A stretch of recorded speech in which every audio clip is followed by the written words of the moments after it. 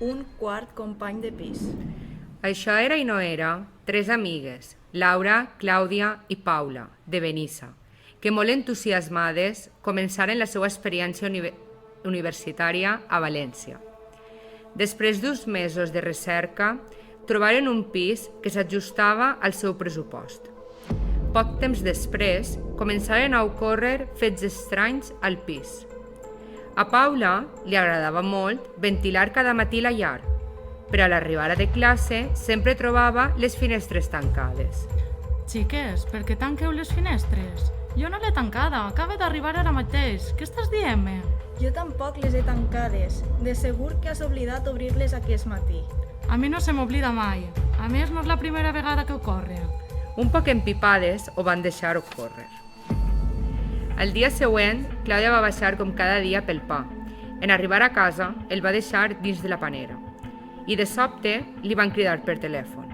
Era sa mare, com de costum.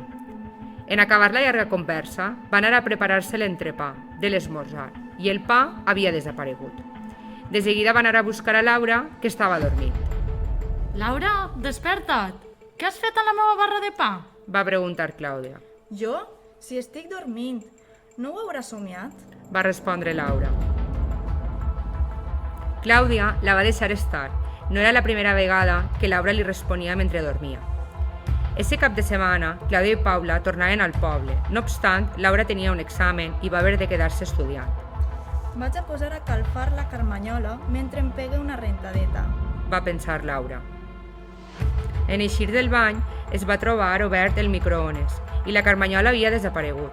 En eixe moment, esglaiada, va baixar corrent les escales mentre recordava els altres fets ocorreguts en les últimes setmanes. Laura no sabia què fer, sols tenia clar que al pis no anava a pujar. Va pensar que la millor opció era cridar a la policia. De seguida, els agents van procedir a realitzar una recerca exhaustiva per dintre de la vivienda.